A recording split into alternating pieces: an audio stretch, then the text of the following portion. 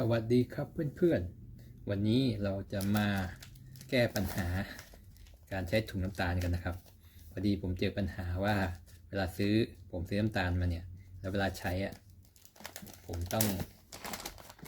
ผมตัดถุงน้ำตาลนะตัดถุงน้ำตาลแล้วใช้แล้วส่วนที่เหลือเนี่ยจะเหลือค่อนข้างเยอะเพราะเราไม่ได้ใช้คราวเดียวหมดเนาะ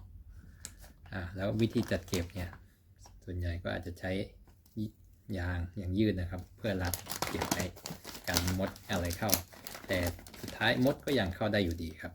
ที่เคยเจอคือมดมันเข้าทางที่เรามัดนี่แหละแต่มันมีรูทำให้มันเข้าได้อีกอย่างหนึ่งอากาศก็เข้าไปได้ด้วยอากาศเข้าปุ๊บทำให้ถุงน้ำตาลในถุงเนี่ยกลายเป็นก้อน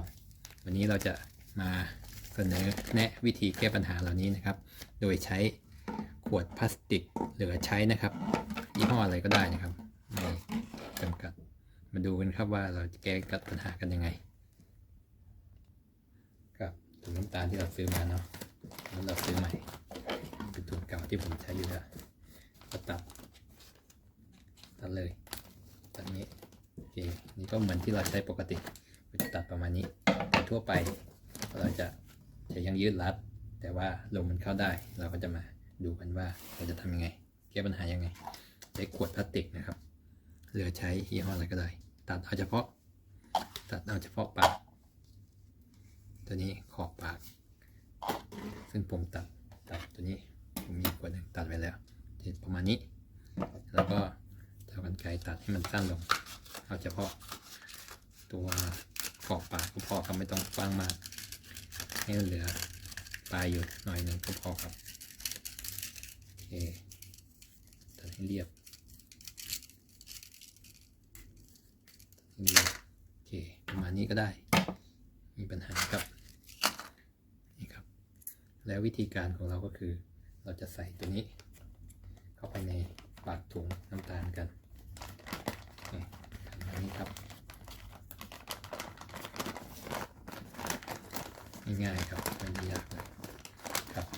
แล้วก็เรายังยืดตัวเดิมนี่แหละครับมารัดก็จะผมหน่อยก็ได้ครับไม่มีปัญหาแต่ว่ามันจะมีคอขวดอยู่ก็จะพอดีครับชุดที่เรารัด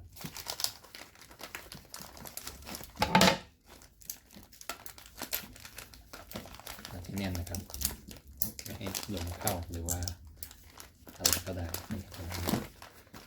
ได้แล้วมันจะพอดีครับพอดีกับคอขวดพอดีวิธีการใช้ก็นะครับไม่มีขวดครับใช้ได้ส่วนวิธีใช้งานก็ง่ายๆเปิดฝาขวดน้ำอัดลมทั่วไปแล้วก็เทใช้งาน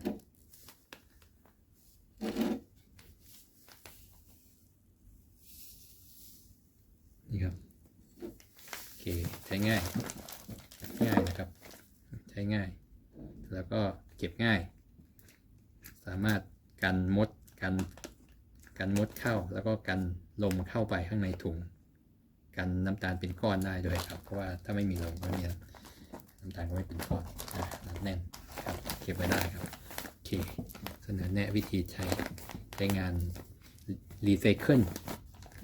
ขวดพลาสติกเก่านะครับปากขวดก็เอามาใช้อย่างนี้ได้ครับก็เสนอแนะเป็นทริคให้เพื่อนๆเอาไปใช้ได้ครับ